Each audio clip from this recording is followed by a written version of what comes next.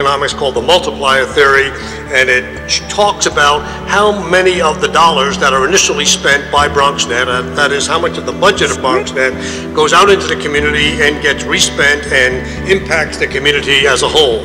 That number at BronxNet is about 3 times the budget of BronxNet. There's also a more important plus factor in terms of economic development. And many of the shows that exist in BronxNet about health, about culture, about jobs, discussions about new retail clusters, they cause residents of the Bronx to go to those organizations. They cause residents of the Bronx to spend money at those organizations. They cause people in the Bronx to be employed by those organizations. In addition to that, BronxNet trains a tremendous amount of people, 17,000 interns over the last 10 years or so, another 4,000 people in its training program over the last 6 years, and dozens of former BronxNet interns at ABC, CBS, NBC, and other organizations like that. Voice your support to keep the channels open and strong. Online, visit bronxnet.org and click on Support Public Access Television and sign the letter to your local representatives. Our voices will be heard. Let's keep the channel open and stay Bronx strong.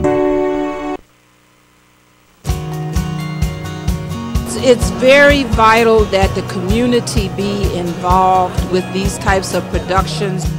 It introduced me to the operations of camera, about field production. It was like an extended version of going back to school for me. I think BronxNet brought it out of me. But BronxNet is a very good source for the regular citizen to just have that opportunity. It's for the community, to be utilized by the community. To present their side, their story through communications and through the television medium. Voice your support to keep the channels open and strong. Online, visit bronxnet.org and click on Support Public Access Television and sign the letter to your local representatives. Our voices will be heard. Let's keep the channel open and stay Bronx strong.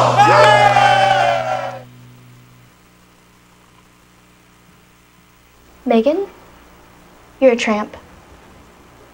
Ryan Fitch told me you guys made out. Everybody knows. He says you're the most desperate girl he knows, besides your mom. How many boyfriends does she have anyway?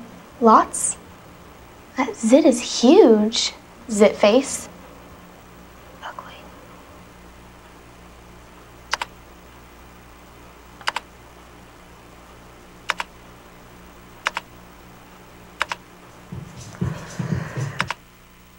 Good morning, Bronxites, and welcome to another exciting edition of Open, the one and only show that opens the Bronx and the world to you. Today we have a very special program for you all. First we have our Open Weekend Preview. Then we turn to Morgan Powell to discuss the Bronx River Sankofa African American history along the Bronx River. After that, we invite Wally Edgecombe and the Young Roots Experience, and Bobby C will follow with sports, and then a segment I am proud to introduce for the first time in our Women's History Month acknowledgement, and that will be presented by Cristina Pagan as she reads an excerpt from Helen Keller. And lastly, but definitely not least, the Open Artist Spotlight is on Fragancia of DLG, or formerly of DLG, and he is here to burn up our stages with a performance. Stay tuned, all that and more heading your way, because now we are officially open.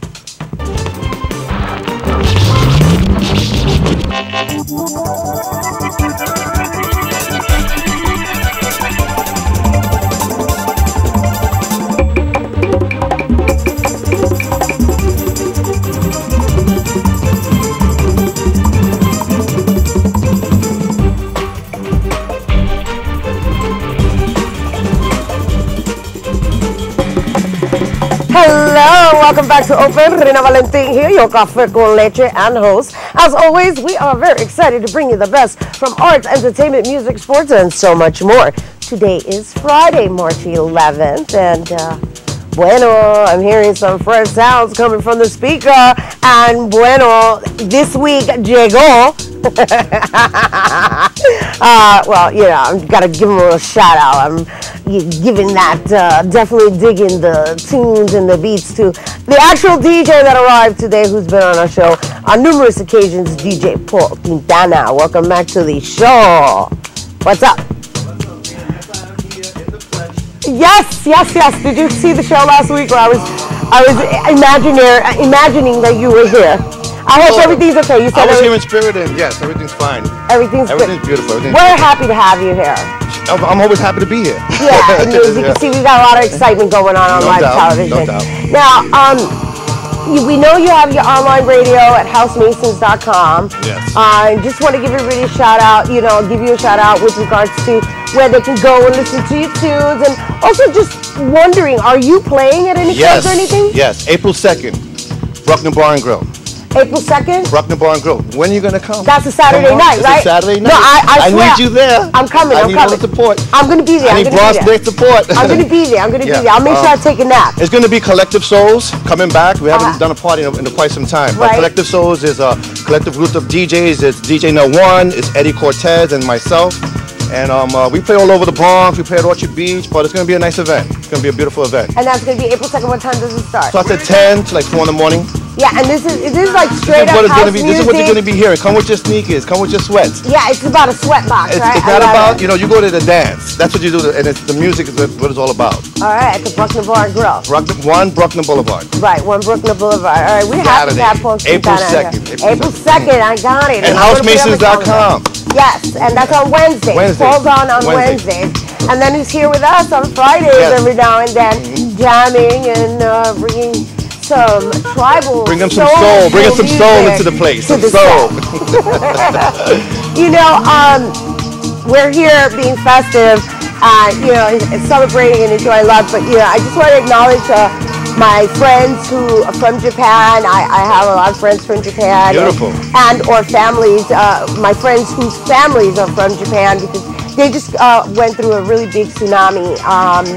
And I just sending out lots of love and there's a lot of house heads out there in Japan, so I'm sending my love and support too. A lot of people over there love the house music.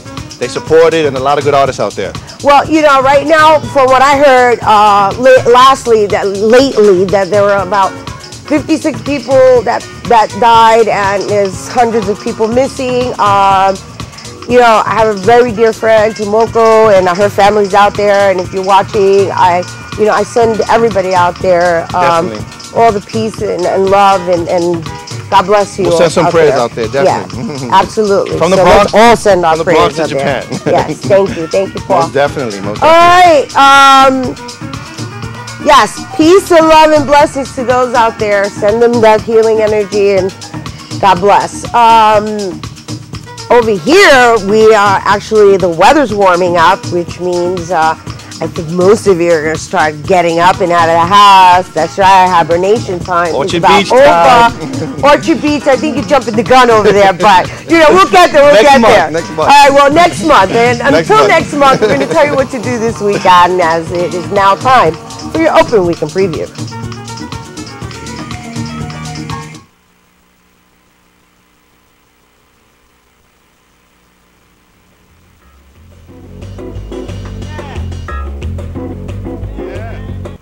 Our first Open Weekend Preview features the Bronx Stories at the Bronx Museum. Bronx Stories' goal is to challenge preconceptions about the Bronx by portraying the diverse realities of Bronx residents and revealing the Bronx beyond stereotypical images of urban decay. MC Master Lee, along with storytellers Michelle Carlo, Tom Lee, Mr. Patrick, and Miriam Tab will all be present at the Bronx Museum of Arts this Friday, March 18th from 6 p.m. to 8 p.m. at 1040 Grand Concourse at 165th Street. Bronx Stories is also an opportunity for deeper engagement with the arts. Next up in our Open Weekend Preview, Lehman Center for the Performing Arts and Sal Abatello of Fever Records will once again bring New York City's late 80s club scene back to life with Forever Freestyle 5, presenting the hottest artists who defined the era of Latin-flavored dance music on Saturday, March 19th at 8 p.m. The evening will feature legendary freestyle artist TKA, /47, Judy Torres, Sugar Hill Gang, Brenda K. Starr, George Lamont, Cover Girls, Lisette Melendez, Coro, Suave, and Tony Moran from the Little Rascals. The concert, hosted by Speedy, will also feature DJ Lucho and comedian Mark Vieira. And on to our final open weekend preview, which is happening at the Nuyorican Poets Cafe. That's right. Comedy at the Nuyorican. This event will feature Emmy Award-winning comedian Mike Robles and yours truly, Rina Valentin. That's tomorrow, Saturday, March 12th. Por favor, please. It's Por favor, please. It's going to take place once again tomorrow, Saturday, March 12th, from 8 p.m. to 9:30 p.m. at the Nuyorican Poets Cafe, located at 236 East 3rd Street, and that is between Avenues B and C. And to purchase tickets, you can go online to www.nuyorican.org, as well as for more information. All right, that was your open weekend preview. I think that was a little taste of different things to do throughout the different boroughs. And is the Bronx in New York and the world ready for its first tropical storm of 2011? Don't go anywhere, because former DLG member Fragancia is here, and he's going to perform for us a little later, so make sure you don't go anywhere, because we'll be right back.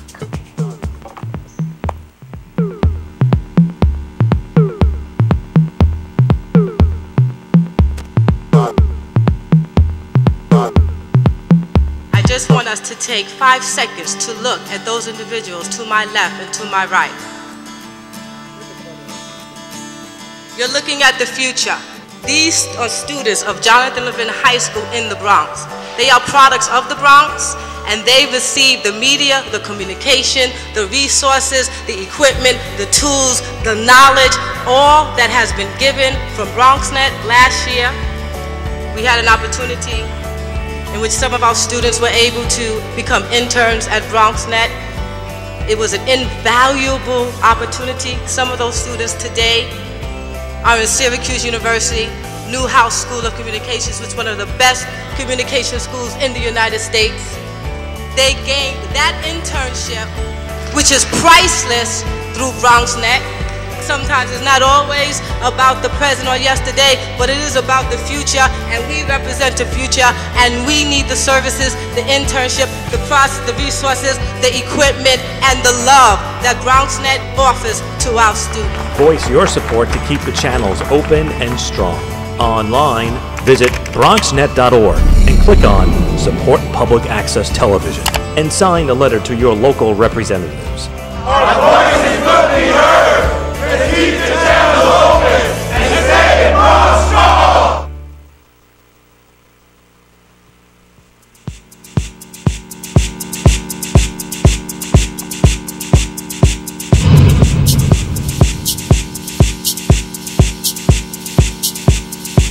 Hey, welcome back to Open. Rina Valentin here, your Café con Leche, here to liven up this Friday morning. It is a pleasure to present our next guest. And our next guest, Morgan Powell, is here today to speak about the Bronx River Sankofa, African American history along the Bronx River. Hello, welcome to Open. Mi Reina, it's a pleasure. Thank you. I accept, thank you. It's a pleasure to have you on this morning. And, well, you're actually going to enlighten us and give us some history lessons as we flow through the river. Tell me a little bit about what you do. Sure. Thank you so much. I just want to give some shout outs, because no man is an island. I could not possibly have done this without help from other people. So at the top, this event is being hosted by the Bronx River Alliance, which coordinates efforts to restore the Bronx River, and they can be found out about at www.bronxriver.org. The actual research that people are going to enjoy tomorrow is mostly based on Fordham University's Department of African and African American Studies. They and the Bronx County Historical Society created something called the Bronx African American History Project. So they fed me a lot of information, but I've also found a lot on my own. So all that's going to come together, and we're just going to look at what have black people been doing along the Bronx River for the last 200 plus years. Come and see. That's really interesting. So basically what's going to happen is providing it doesn't rain tomorrow. I have a backup plan. You have a backup plan. I have a backup plan. I got this. Okay, but before we go to the backup plan, let's do the original plan. People are actually going to be visiting the Bronx River, and then they're going to be educated on the history behind certain areas within the Bronx River. Exactamente. Exactamente. My grandfather was Cuban. I love it. We do Spanglish here all the time. So, sí, por favor, share with us what type of knowledge you're going to actually fill us with. This is so exciting. You said it perfectly. We're going to Norwood. We're starting in Allerton. We're going to end in Williamsbridge by Gun Hill Road and White Plains Road. And we're going to see what have La Gente done for the last 200 plus years. And it's going to be very exciting. A lot of free people, some slave people in the beginning, and then we're going to go through the Civil War. We're going to talk about the first permanent African American communities that stayed in the Northeast Bronx, in Williamsbridge and Wakefield, and in between, a lot of exciting things happen, and we're going to cover it.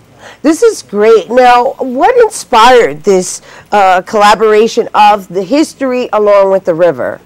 Wow, what a great question, and the answer is partly right here. Can we get that on camera? Okay, it's upside down. Okay, sorry. Yeah. Okay, so I'm focused here. Here we go. So these booklets were produced by an incredible woman named Therese Lamel. And Therese Lamel is a woman who used to work as the art director for the New York Botanical Garden. She's trained as an interior designer and a visual arts person. And she actually updated the graphic standards for the whole New York Botanical Garden.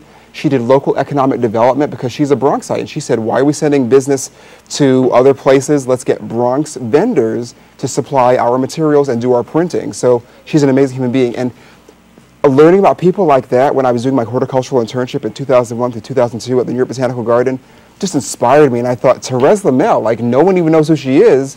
If there's a Therese Lamel, there's other people. Let's find them. That's awesome. And so I see that you have arts of black folks, you have Rising from the Rails. So just please share with us what you have and what people can actually look forward to being a part of tomorrow. Gracias. I can't wait to show people this. So they're in no particular order, but we'll just start with what's here. So I don't want people to think this is all about the past. There's so many exciting African Americans who are doing things along the Bronx River right now. I'm just going to ask you to not swivel so that he can actually get the camera shot on the images that you're showing. Thank you. Sure. So right here, this is a cover of a book that just came out. This young lady right here is named Tanya Fields, and she runs an organization called the Black Project. And she's a mother. She lives in the Longwood community, and she's really interested in getting La Gente into gardening, eating healthy food, exercising, yoga, all that. So she's doing all that around Fox Playground and places like that. And she's young. I don't think she's even 33. Right. So just to share with everyone, there's an ecology component to this tour tomorrow as well. Absolutely. And that's a perfect lead-in right here. This is the cover of a document that was produced during Borough President Fernando Ferrer's administration, because he had a volunteer working with him. Her name was Diane Sargent, and she wasn't just working on the Bronx River Greenway. She was working on Hutchinson River, Hudson River, anywhere there's a water body in the Bronx and there's parks associated with it, she was trying to get you a place where you can bike and walk and be healthy. So she's one of the people, Diane Sargent, who we're going to celebrate. And there are other people. Did you know every time you take the train, you're taking advantage of a technology that was developed by an African-American electrical engineer named Granville T. Woods, and there's books about this man. So we're going to talk about that. We're going to celebrate his contribution to the lives that we all enjoy today. Nice. Isn't this exciting? A singer. Look at this elegant black queen. This is Jessie Norman. She's a soprano artist. She's sung at Lincoln Center. And let's keep it real. A lot of us, we think about minorities and major cultural institutions, we think they're giving us something. But guess what? Jessie Norman gave a concert to benefit the New York Botanical Garden. She's bringing in the cash to support our cultural institutions. Nice. So she gave a concert at Lincoln Center in 1998 to benefit New York Botanical Garden, but she's one of many, because one of the people that she interacted with there was Keith Lloyd, who was the founding orchid curator for orchids at the New York Botanical Garden. Some of you are going to the orchid show there right now. Guess who started the orchid collection? A black man, Keith Lloyd. And I'm going to show you a picture if you come on the tour.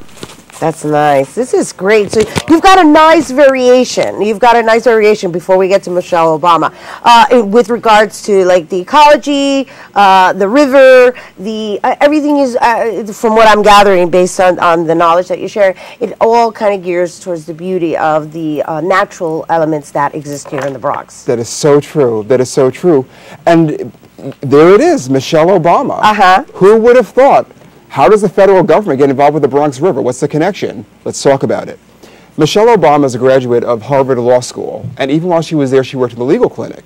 And so she was volunteering at a very early age and getting involved in public service. Did you know Michelle Obama ran an AmeriCorps program out of Chicago, and now that she is working with her husband to improve volunteerism around the country, before Senator Edward Kennedy died, they worked together to increase the funding for AmeriCorps, which is paying for a lot of people in the neighborhoods to get jobs so they can make money and gain scholarships to go to college or right after they come out of college. And that money came from the federal government. Wow. Wow. So, I mean, we can't give them the whole history lesson because of course. they have to come tomorrow. They have to come tomorrow. But just share with everybody how this is all part of the tour and what to expect. I mean, granted, obviously there's going to be a lot of knowledge shared, and you just shared things that I wasn't even aware of. But it isn't just about talking. There's an actual participation component to it. It's so true. It's so true. Well, as many of you know, the Bronx River Greenway is being built, and it's being built for us. Have you taken advantage of it? Have you gone? Have you seen the new parks that are being built? There's a huge new park that's being built right outside of Bronx River Houses where hip hop started. Huge. It's called Starlight Park. Are you even aware this thing's being built? It's for you. Go and enjoy it. So the tour is going to reintroduce a lot of people who maybe have taken some of these open spaces for granted. And quite frankly, we need them right now because it turns out these places are places where we can learn, where we can come together as a community. And that's all going to be shown to you, not just by me. A lot of the people who have already said they're going to come on the tour are social entrepreneurs and movers and shakers in the Bronx community, and many of them are under 45. So there's going to be a lot of people of all different ages, very dynamic Bronxites going on this tour. Come, be inspired, join the tour, meet other people. It's not just about me. I'm trying to show you the beauty of the Bronx and all of our diversity, and that includes you. So please do come and be part of the family. And now just share with everybody what time it starts, where they can get the information, and where they need to meet. Thanks so much. We're meeting at 10 o'clock sharp, and be aware that trains run a little slow on the weekends. It's 5 blocks east of the Allerton Avenue train station at the corner of Boston Road and Allerton Road, right outside of White Castles, because did you know in 1963 there were civil rights demonstrations right here in the Bronx, in Castle Hill and at Allerton Avenue, because at that time the only thing that we could do at White Castle was clean toilets. That's right, you could only be a porter at White Castle in 1963. So civil rights are relevant, people. The world that we enjoy today came from somewhere. And you're part of the revolutions of tomorrow. So come and tell me what you're doing. Nice, we love it. What's the website? Thanks so much. It's bronxriver.org for the tour. And to learn more about Bronx African American history in general, then Google that Bronx African American History Project at Fordham University. Thank you. Thank you so much, Morgan. A pleasure. No, thank you. And, you know, thank you guys out there because, you know, there's still a revolution going on as we evolve here in the Bronx with the rivers, the ecology, and, of course, just our history. So thank you for sharing some. Encantado. Blessed. All right. We do encourage you all to attend this event and gain more knowledge and history of our wonderful borough. Don't go anywhere because up next we have a representative from Young Roots. Stay with us. We'll be right back.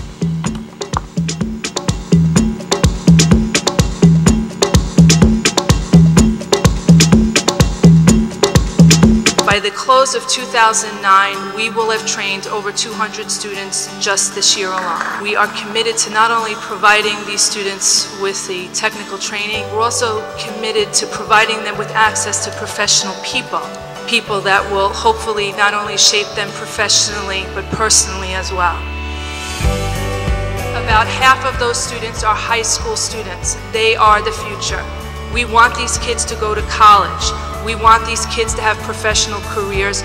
We want these kids to say, I grew up in the Bronx, I went to school in the Bronx, I got trained in the Bronx, and look at what I've accomplished. When they come to us, a whole new person is born. When I see these kids come in and they can't tell me what they're interested in, and 3 weeks later they're doing camera and floor managing and audio, when I see them tell me I'm going to college in the fall, that to me is a success. We are successful, we are committed, and we hope to remain so. Thank you. Thank you. Voice your support to keep the channels open and strong. Online, visit bronxnet.org and click on Support Public Access Television and sign the letter to your local representatives. Our voices will be heard. Let's keep the channel open and stay Bronx strong.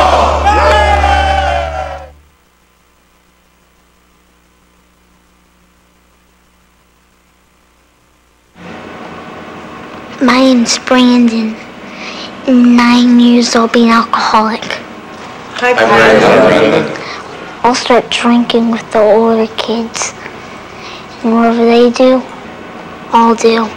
Kids who drink before age 15 are 5 times more likely to have alcohol problems when they're adults. So start talking before they start drinking. I know we'll start with alcohol. I'm just not sure how it's gonna end. Hey, welcome back to Open. Rena Valentin here, and well, we are privileged to welcome. Well, this man has made a lot of things happen at Hostos, and I don't think he really requires much of an introduction. He's been here on numerous occasions, and we're happy to have him back on this set. He's here on behalf of Young Roots, which is a series of performances which addresses the arts and cultural needs. And, well, he is director of the Hostos Center for the Arts and Culture. Please welcome to the set, Mr. Wallace Edgecombe. Hello. Hi, Rita. Thanks for having me again. Well, yes, absolutely. We are very excited to have you here on live television where, you know, there is no take two. Right. So, no, I'm just to share with you viewers, you know, Wally was saying that I'm a little crispy today. A little bit, but going through with it. Going through with it. Well, you know, it's all about innovation. Innovation, right? And innovation usually happens when you think on the spot, which brings us to Young Roots, because Young Roots is an absolutely innovative project. And so can you share with the viewers what actually inspired this whole thing? Yeah, it's a performance series, 8 performances to be exact, multiple performances of each grouping of artists, and it takes its name from the fact that we had seen over the years a lot of young artists that had come up through the bomba y plena traditions, through salves, through Afro-Dominican traditions, Afro-Cuban, son, salsa, etc. And they had come up through these traditions, but all of a sudden, and they became masters themselves. At young ages. Yeah, at young ages, you know, 20-somethings and all that. And then all of a sudden, they started doing stuff parallel to it. Really hip, really innovative, yet informed in the traditions. So we saw this happening, and we wanted to give those expressions a forum. So that's where this came out of. So I just want to share with everyone, in case you're not familiar, while he hosts this biannual event called Bon Plenazo and Quijombo. Quijombo, yeah. Quijombo. Right. One is Puerto Rican folkloric, and the other one is Dominican folkloric. Right. Or maybe even we can reference it as Afro-Puerto Rican and Afro-Dominican, or maybe just... Yeah, that's it. Yeah, right. And so these are really, really huge events that happen here in the Bronx. Huge. I mean, they fly people in from Puerto Rico, from the DR. I don't know what we're up to. This year is Quijombo, right? This year is going to be Dominican, the Afro-Dominican folkloric acknowledgement. And so what they were able to do, what he was able to do, was in having presented that all these years, now find another component to reintroducing the historical component to that music, now fused into an urban style. Exactly, that's it. Very contemporary, very hip. informed by the tradition, but you hear reggaeton, you hear rap, you hear poetry. It's really great. It is. So there's a fusion going on, but in addition to like this component of it isn't just straight traditional with just like using the style of dance or just choreography that goes with this folkloric music. Now there's another component, which brings me to Noemi Segarra, which is the first increment of Young Roots, because Young Roots has like 4 increments this year, right? 4 programs, and each program is 2 performances, and then also a pre-performance at the Bronx Cultural Trolley, which takes off from Ostos and goes around the South Bronx. I'm sure you've discussed that many times. Well, yeah, just in case we have a cultural corridor in which the Bronx Trolley introduces or reintroduces people to various events that are happening right here in our borough. Right. Yes. So there will be a pre-performance at the Bronx Trolley, followed by 2 formal performances in our theaters. So the first one, as you said, is Noemi Segarra, and she has teamed up with she's a dancer, based in Puerto Rico, but lived and worked here in the Bronx for many years with Pepatian, a Bronx-based dance company. And she's teamed up with an incredible percussionist, conga player by the name of Henry Cole, Puerto Rico-based also. And they're going to, the title of the show is De Rumbo de Rumba. And it's like a conversation between Noemi and Henry. It's very spontaneous. There is choreography, but it's also she improvises along the way also. And it's going to be really interesting because we're going to put the audience on the stage with them. Yeah, all right, I read that. I read that you're actually going to surround her on stage with the audience to make it feel like an actual rumba. Yeah, exactly. Rumba, of course, is it's a dance form, but it refers to a party, really, literally. Right. A fiesta. You know, the other thing that I noticed in her piece, which we're looking at right now, is there's a lot of lighting effects. That's part of this this presentation, right? Yes, I should have mentioned that the 3rd member of the team, Dave Overkamp, is the lighting designer. For Noemi, lighting is really, really important to what she does. It is in dance in general, but especially for Noemi. And so Dave Overkamp, the lighting designer, is the 3rd in the team. So and then we have the video we're looking at was actually shot by our team on BronxNet. So BronxNet is actually capturing the preparation of Young Roots. So this is like an all-in-the-family type of presentation. Sure is, yeah, indeed. So, and our media partner in the project is BronxNet. They'll be doing a series of what you all call docu-concerts, documenting the making of the work and the presentation, with lots of interesting interviews in between. And that goes back to our long association with BronxNet, where BronxNet has covered Quijombo and covered Bon Plenazo. And one of their docu-concerts was nominated for an Emmy a couple years ago. Correct. Yeah. Yes. We were. So we're working together on this. Yeah, no, it's very exciting. Just the whole Young Roots component. Even though you don't consider yourself a musicologist, you're very genius-y, if that's even a word, about the way you make it a point of educating people through an art form, yet not forgetting the historical component. So I guess today's show is geared towards history. Yeah, it's our history, our cultural history in this city, and particularly in the Bronx.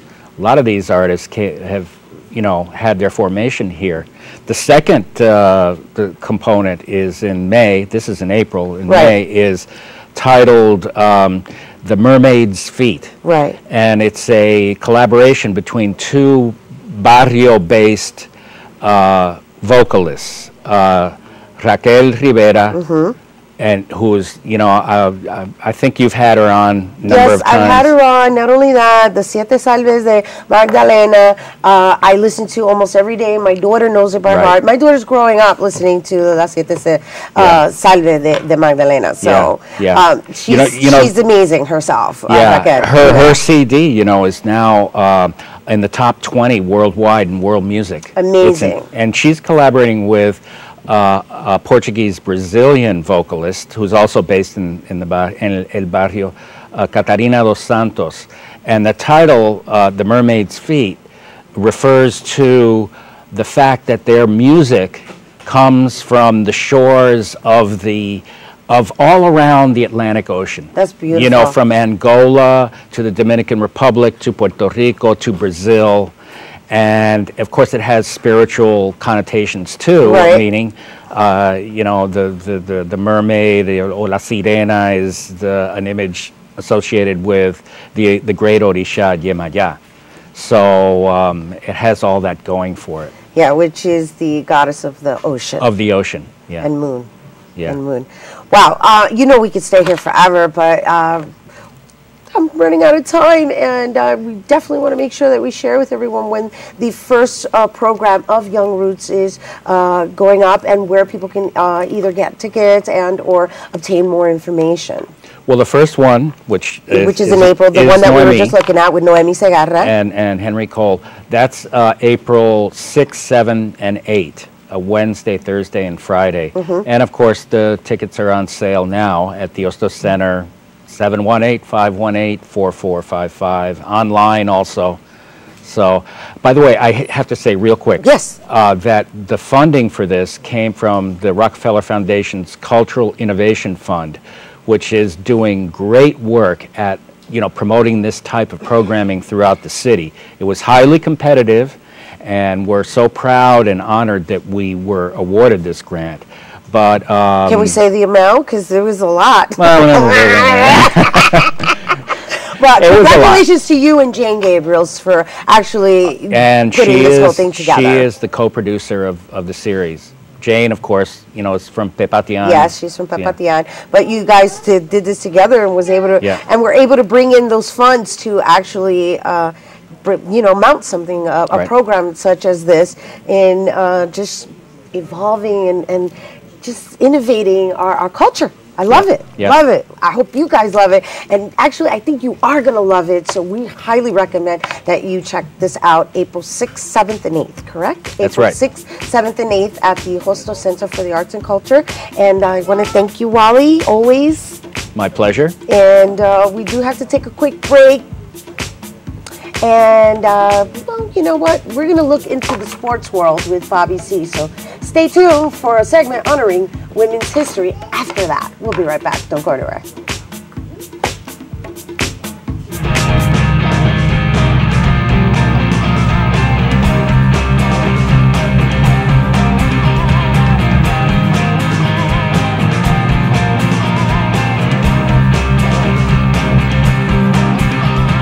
Denied a right to play in consecutive World Series in the Bronx, the Yankees reemerged from the hibernation of a cold offseason to sunny Tampa, where the Bombers continue their mission for title number 28. When the season went dark last October in the American League Championship Series against the Texas Rangers, the Bronx Bombers immediately turned their focus to 2011. Flash forward 5 months and the Yanks are gearing up for another long playoff run, using spring training to regroup on the diamond. Although they didn't add much rotation-wise, the organization is excited about the depth in the bullpen. The Yankees inked quality reliever Rafael Soriano and will now pair him with closer Mariano Rivera and power arms Jabba Chamberlain and David Robertson in a pen that could wind up being the best in the American League. Everything's great, you know, getting the opportunity to, you know, pitch a little bit, and we got a great ball club, so I'm excited about, you know, getting the opportunity to pitch, and, you know, the weather's been great down here, so that's always helps. You know, once the off season ends, you know, and we get to spring training, we're ready to roll. I mean, it's, you know, I'm ready to start the long stretch. If some of the veterans like Jorge Posada, Derek Jeter, and Alex Rodriguez can rebound, there's no telling what this lineup can do. Fresh off an MVP caliber season in which he hit .319 and reached career highs in homers and RBI, Gold Glove second baseman Robinson Cano said he's eager to get back to work. Well, it's been good, you know. It's more especially been good because got a chance to see all my teammates, and it's good to be back and see them healthy. Happy to say the least. Yankee center fielder Curtis Granderson is so happy this spring, he's made it a point to let the fans know, one autograph at a time. I think you hold the record now for the most autographs signed in a spring training. You guys were out there signing autographs. How did it feel to make the fans pretty happy? Well, it's good. You know, as long as they want to come out and be out here, especially for practice, knowing there's not a game today, you know, that's the least we can do. They're the reason why we're able to play this game and be able to put this uniform on and make this game what it is. It all starts with them. And I was a fan before, I still am a fan now. The Yankees have taken flyers on former All-Stars Eric Chavez, Andrew Jones, and Russ Martin, and have also given a shot to pitchers Bartolo Colon, Freddie Garcia, and Mark Pryor, who are on the comeback trail. It's been awesome so far. Just the atmosphere around the clubhouse with the coaches and just, you know, everybody that wears the uniform. Got great attitudes, you know, winning tradition out here, so it's going to be fun to be part of that. 20 days until opening day in the Bronx. You've just watched our first installment of Yankees Insider from spring training. Don't forget to tune in next week for our second of 3 installments on the Bombers as the BronxNet cameras bring you closer to the diamond. Next week, we catch up with the Baby Bombers. A legendary Bronx Bomber took a fall in the clubhouse yesterday. 85-year-old Yogi Berra, who was in good spirits this week, slipped in the clubhouse and was taken to the hospital. GM Brian Cashman said he did not hit his head. He was taken to the hospital for precautionary reasons and was then released. Doctors knew he was A-OK when he said in classic Yogiism, "When you come to a fork in the road, take it." Just joking, folks. The Bombers fell to the Philadelphia Phillies 7-0 Thursday in the Grapefruit League, but CC Sabathia dueled Roy Halladay early. The Yanks will face Atlanta and Toronto today in a split squad before facing Washington and Minnesota this weekend in Florida. 21 days before opening days for the Amazons. The Mets will face Florida today in spring training action before Atlanta and St. Louis on the weekend. We turn our attention from the diamond to the college hardwood, where Conference Championship Week continues to unfold around the country. In these parts, the Big East tournament reigns king. The action kicked off Tuesday at Madison Square Garden, and of course, the fabulous BronxNet boys were on the scene. The beauty of March Madness is that anyone can play big on any given day. Tourney time is upset city time. One of the early round shockers had to be the University of South Florida, sending Bronx playmaker Corey Fisher and Villanova home early in the tourney. One of USF's starting 5 is a Bronx boy himself. Let's catch up with big fella Jared Famous. Check this out.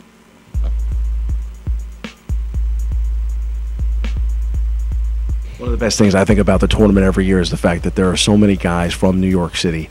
Can you talk about the flavor of this tournament and how guys get a chance to come home and play in such an impressive event every year? Yes, you know, just to come home and play in the Garden, just for people that not even from New York or the Bronx, anywhere in this area, just coming to play in the Garden, it's just a wonderful place to come in and play and showcase your talent. What does this mean for you being a local guy?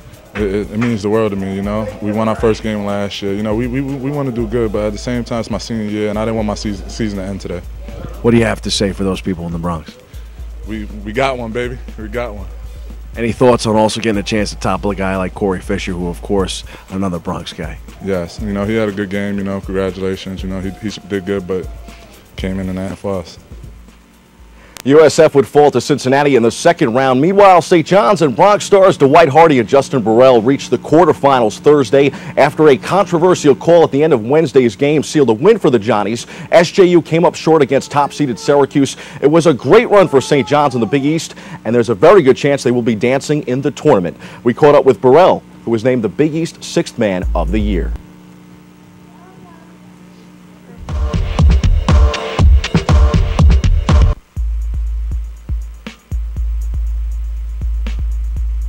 What has this experience been like down the stretch? It's been great, man. I couldn't draw out my senior year any better, man.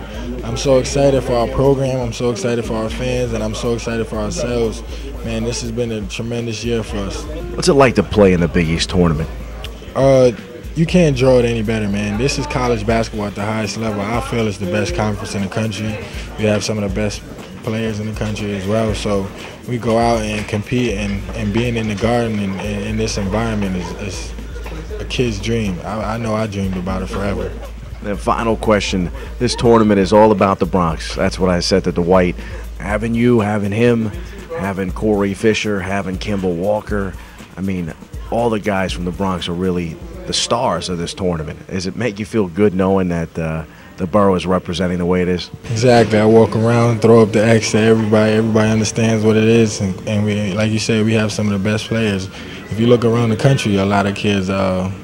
We got a couple kids from Kansas State with the Bronx. You go down to Miami, you have Durant Scott. You look around, there's so many Bronx players, so I'm so proud to be from the Bronx. Congratulations. Thanks. In addition to the defeat, the Johnnies lost senior DJ Kennedy. That may be a bigger blow moving forward. He tore his ACL against Syracuse Thursday. The story thus far this Big East tourney has to be the play of UConn point guard Kimball Walker, another Bronx star on the rise. Walker and the Huskies advanced to tonight's semifinal, downing #1 Pittsburgh in early action Thursday. Walker delivered a shake and bake and buried the game winner, sending the Huskies and the Garden into a frenzy. We'll have more on Kimba, Fisher, and Hardy, the holy trinity of Bronx point guards next week. Notre Dame, UConn, Louisville, and Syracuse comprise the Final Four of the Big East tourney. The championship is set for Saturday night at 9 p.m. On a final college basketball note, Iona and the Bronx's own Mike Glover reached the MAC championship Monday night in Bridgeport. They lost 62-57 to St. Peter's, which secured a spot in the big dance with the win. As for the rest of the field, Selection Sunday will answer that call. Here are some quick hitters from around the world of sports. Former Giant great Tiki Barber is returning to the NFL following a 4-year absence to pursue a broadcasting career. Barber signed paperwork with the league to return this week at 36. The Giants will release Barber. Some reports have him heading to Tampa to play with his brother.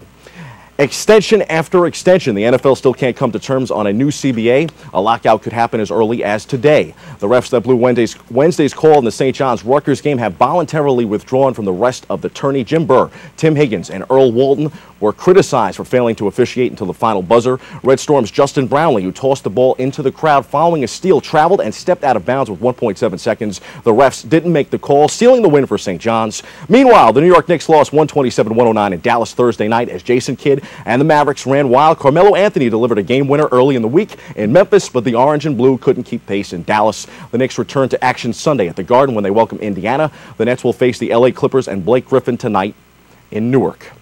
And on the ice, the Rangers will skate in San Jose Saturday night. No C-list this week. Instead, I'm saving some commentary for 10-time All-Star Jason Kidd, who will join me on the Hoops in the Sun radio program this coming Monday night. Log on to blogtalkradio.com and search Hits Radio for more. Kiss right back at you, Jay Kidd, and a happy birthday to the Pisces Queen. Rena Valentine, back to you. All right. Well, you know, I just want to acknowledge that it is Women's History Month. And in going out to break, we're going to actually acknowledge a woman who has made an impact on our world, and some of you may know her, and if you don't, you're going to be educated on who she is. Please give a round of applause to Christina Pagan as she recites some excerpts from Helen Keller.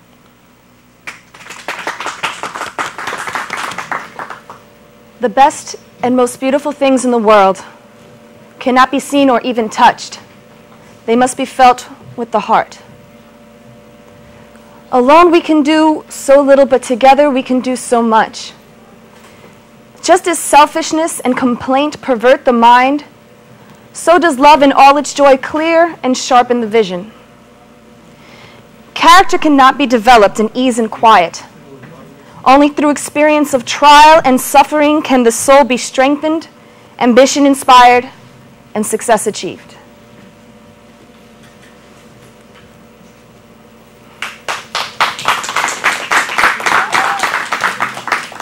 Thank you, Christina Pagan, and we're just going to acknowledge Helen Adam Keller. There's a little history on her. She was born on June 27, 1880 in Tuscumbia, Alabama. Keller was an American author, activist, and terribly, Helen lost both her vision and hearing in her early teens. Yet, she was the first and blind person to earn a Bachelor of Arts degree. Helen Adams Keller was a prolific author and was outspoken in her opposition to war. She was a member of the Socialist Party of America and the Wobblies.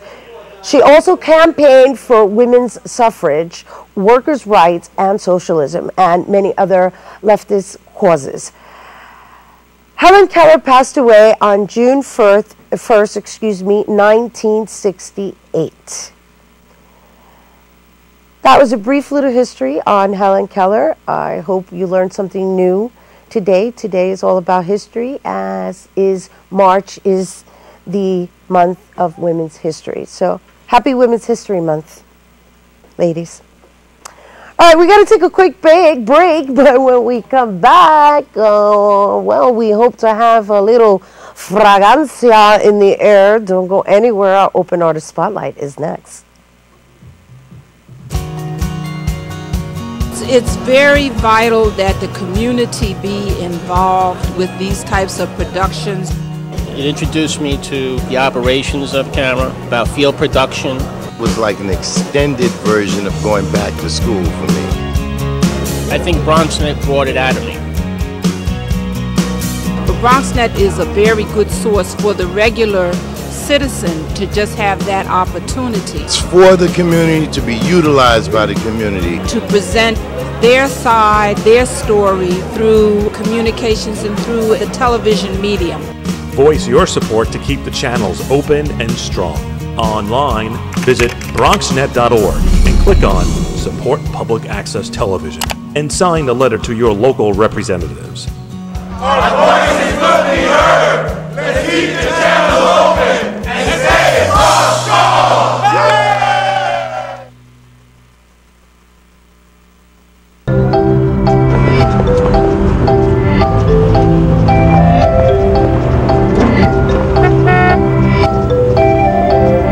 These things we count on every day started as ideas. Ideas from the minds of African Americans. Support minority education today so we don't miss out on the next big idea tomorrow. The United Negro College Fund. A mind is a terrible thing to waste.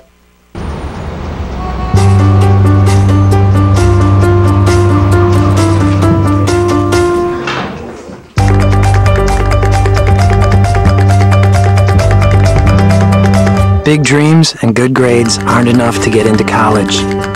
There are actual steps you need to take. Finding someone who can help is the first and most important. For the next steps, go to knowhowtogo.org.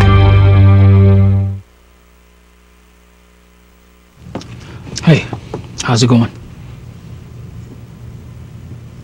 Sir, are you okay? What? Oh, this? It's probably nothing. I'm sure it'll go away. Go away? But, sir, that can't be good. No, it's cool, really. Do you want a napkin or something? Everything's fine. Thanks. You wouldn't ignore this, so why ignore the signs of a stroke? At the first warning signs, call 911 immediately, because time lost is brain lost. In my way, I'm just going to play. These Bronx cheerleaders have a chance of a lifetime to bring home a national title, but they need your help.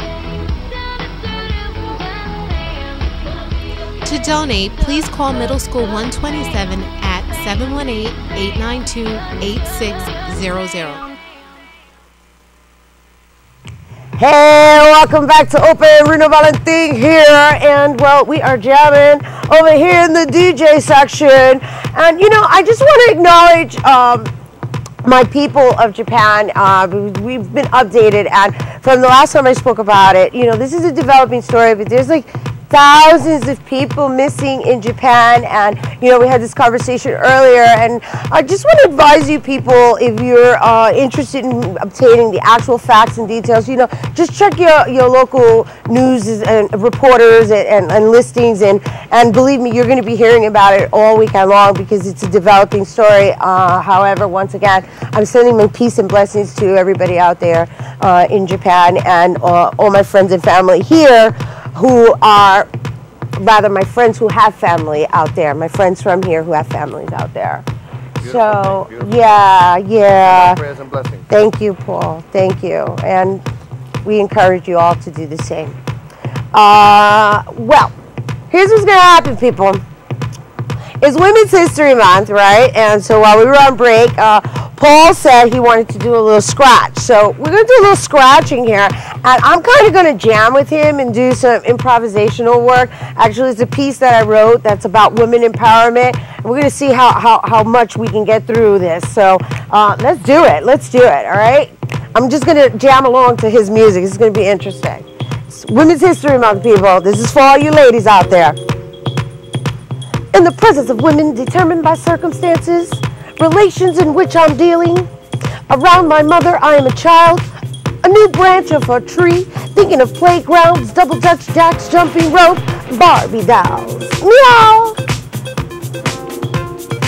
With time, I became the woman she had in mind, still feeling like a little girl waiting to play with Ken. In the presence of women, I feel like a cat lurking around different corners, trying to find what I may think is family. Meow! Meow! I exude love, confidence, compassion, but I also have the tendency to express male energy. You see, spiritually, he came with me, yin and yang, like a woman in the presence of a man. So in exercising, I give strength to the ladies under my wing. To them, I am a woman of power. When instructing class, I am a leader. When entertaining on stage, I am a public servant. When negotiating, I represent what I see versus what they see. I'm a witch if they're throwing daggers at me. Meow. I'm a loser to some, not having a husband or children. But I am a warrior because I fight for my right to be a woman. Que viva Tango! In the presence of men in my family, I'm this 21st century model of what not to marry. A woman who wears fast. Oh no! What happened to the mole? In the presence of men in the street, I'm a hottie. I'm so pretty. The only way for them to greet me is by saying, mira, mami, coño.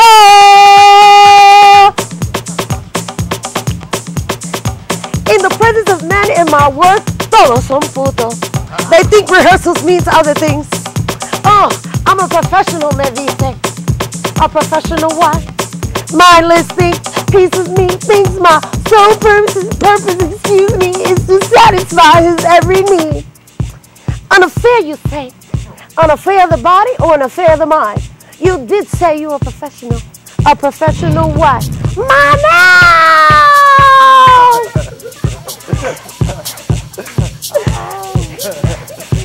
In the presence of myself, I am the goddess, the leading lady, La Reina, Anacaona, that tends to wander a bit. A free spirit floats on earth, influencing history. A shining star overlooking this planet, contributing energy to the universe. A river that has no end. Sweet water cleanses the soul.